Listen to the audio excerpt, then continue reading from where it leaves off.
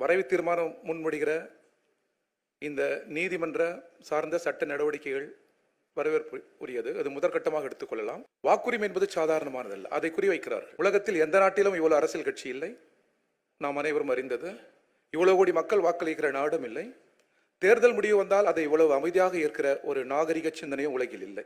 அதுபோல ஒரு நாட்டில் நாடாளுமன்றத்தின் உயிராக இருப்பதே அரசியல் நிர்ணய சபையில் டாக்டர் அம்பேத்கர் சொன்னது போன்று ஒரு வாக்கு ஒரு மதிப்பு. இத்தனை ஆண்டுக்கும் பிறகு கூட சமூகத்தில் இன்னும் சமத்துவம் இல்லை, ஜனநாயகம் இல்லை. ஒருவர் பிறப்பால் உயர்வு, இன்னொரு பிறப்பால் தாழ்வு.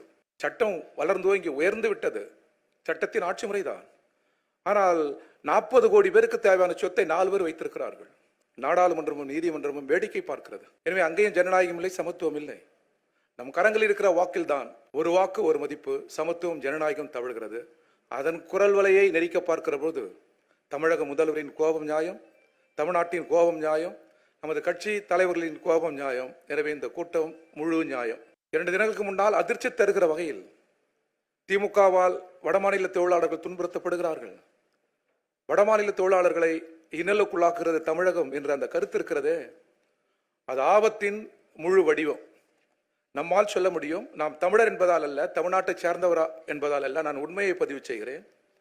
இந்த ஒரு 100-200 ஆண்டுகளை நீங்கள் கணக்கிட்டால் மோஸ்ட் சிவிலைஸ்டு என்று சொல்லப்படுகிற அமெரிக்கா, பிரிட்டனில் கூட மனிதனை பார்த்து மனிதன் சுடுகிறான், கொல்லுகிறான். நான் அறிந்தவரை 200-300 ஆண்டுகளில் மனிதன் மீதான தாக்குதல், மனிதனை புறக்கணிப்பது, மனிதனை அவமானத்துக்குள்ளாக்குவது, பதற்றத்தை உருவாக்குவது, இது போன்று இல்லாத பூமி இந்தியாவில் மட்டுமல்ல உலகிலேயே தமிழ்நாடுதான் என்பதை அழுத்தமாக நான் இந்த கூட்டத்தில் பதிவு செய்கிறேன். இதை அவ்வளவு எளிதில் கடந்து சென்று விடக்கூடாது. இதை நாடாளுமன்றத்தில் கேள்வியாக எழுப்ப வேண்டும். தமிழ்நாட்டிலேயே ஒரு நல்லிணக்க பூமியாக இருக்கிற, ஒரு கூட்டுசேவை பூமியாக இருக்கிற தமிழ்நாட்டின் மீது இவ்வளவு பெரிய தாக்குதலை நாட்டின் பிரதமர் தொடுத்து விட்டு தப்பித்து விடக்கூடாது.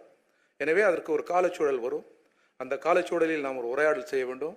நம்முடைய கவனமெல்லாம் எந்த மூலையில் எந்த திசையில் அவர்கள் வந்தாலும் வெற்றி ஒன்றே குறியாக இருக்க வேண்டும். முதல்வரின் இந்த வரைவை மீண்டும் நான் வரவேற்கிறேன்.